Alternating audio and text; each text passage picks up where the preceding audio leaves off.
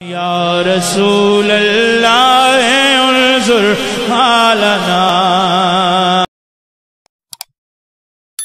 وَإِذْ قَالَ رَبُّكَ لِلْمَلَائِكَةِ، اور جب تمہارے رب نے فرشتوں سے فرمایا۔ حضرت آدم علیہ السلام اور فرشتوں کے واقعات پر ضمنی تبصرے سے پہلے ایک مرتبہ آیات کی روشنی میں واقعہ ذہن نشین کر لیں۔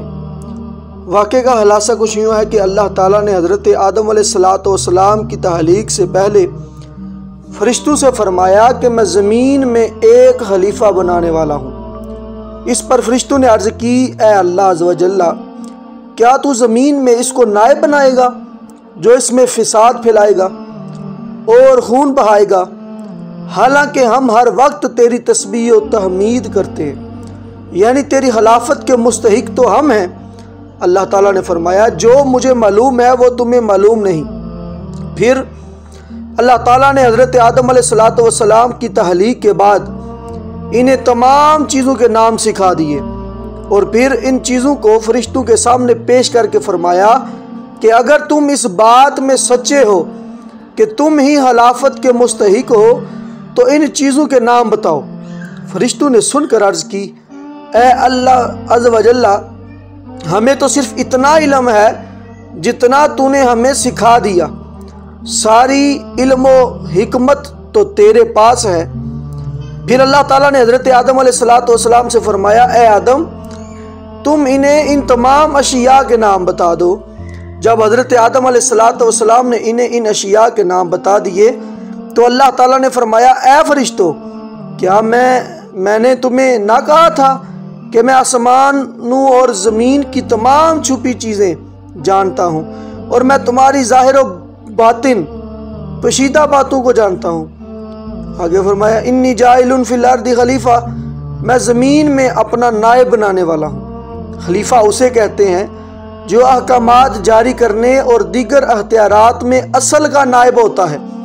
اگرچہ تمام انبیاء علیہ السلام اللہ تعالیٰ کے خلیفہ ہیں، لیکن یہاں خلیفہ سے حضرت آدم علیہ السلام مراد ہیں، اور فرشتوں کو حضرت آدم علیہ السلام کی خلافت کی خبر اس لیے دی گئی کہ وہ ان کے خلیفہ بنائے جانے کی حکمت دریافت کریں اور ان پر خلیفہ کی عظمت و شان ظاہر کریں کہ ان کو پیدائش سے پہلے ہی خلیفہ کا لقب عطا کر دیا گیا ہے، اور آسمان والوں کو ان کی پیدائش کی بشارت دی گئی۔ یاد رہے کہ اللہ تعالیٰ اس سے پاک ہے کہ اس کو کسی سے مشورہ کی حاجت ہو۔ البتہ یہاں خلیفہ بنانے کی خبر فرشتوں کو ظاہری طور پر مشورے کے انداز میں دی گئی۔ اس سے اشارتاً معلوم ہوتا ہے کہ کوئی اہم کام کرنے سے پہلے اپنے ماتحت افراد سے مشورہ کر لیا جائے، تاکہ اس کام سے متعلق ان کے ذہن میں کوئی خلش ہو تو اس کا ازالہ ہو جائے، یا کوئی ایسی مفید رائے مل جائے جس سے وہ کام مزید بہتر انداز سے ہو جائے۔ اللہ تعالیٰ نے اپنے حبیب صلی اللہ علیہ وآلہ وسلم کو بھی صحابہ کرام رضی اللہ تعالیٰ عنہم سے مشورہ کرنے کا حکم دیا، جیسے کہ سورہ آل عمران میں ارشاد باری تعالیٰ ہے، وَشَاوِرُهُمْ فِي الْأَمْرِ، اور کاموں میں ان سے مشورہ لیتے رہو۔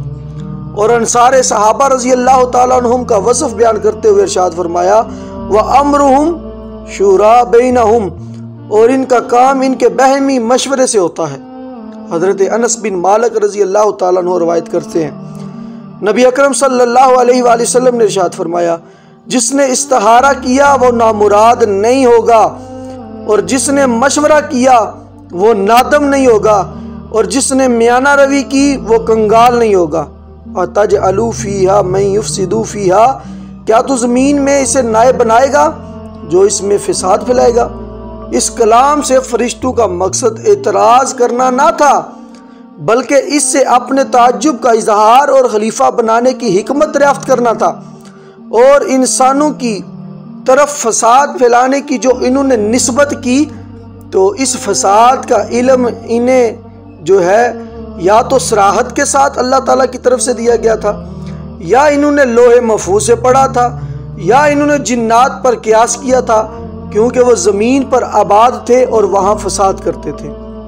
فرشتے کیا ہیں؟ سوال پیدا ہوتا ہے کہ بار بار فرشتوں کا تذکرہ ہو رہا ہے، فرشتے کیا ہیں؟ فرشتے نوری مخلوق ہیں، گناہوں سے معصوم ہیں، اللہ تعالیٰ کے معزز مکرم بندے ہیں، کھانے پینے اور مرد یا عورت ہونے سے پاک ہیں۔ انی اعلم، بے شک میں زیادہ جاننے والا ہوں، زیادہ جانتا ہوں۔ فرشتوں کے جواب میں اللہ تعالیٰ نے فرمایا جو میں جانتا ہوں وہ تم نہیں جانتے، کیونکہ خلیفہ بنانے میں میری حکمتیں تم پر ظاہر نہیں۔ بات یہ ہے کہ انہی انسانوں میں انبیاء بھی ہوں گے، اولیاء بھی اور علماء بھی، اور یہ حضرات علمی و عملی دونوں فضیلتوں کے جامع ہوں گے۔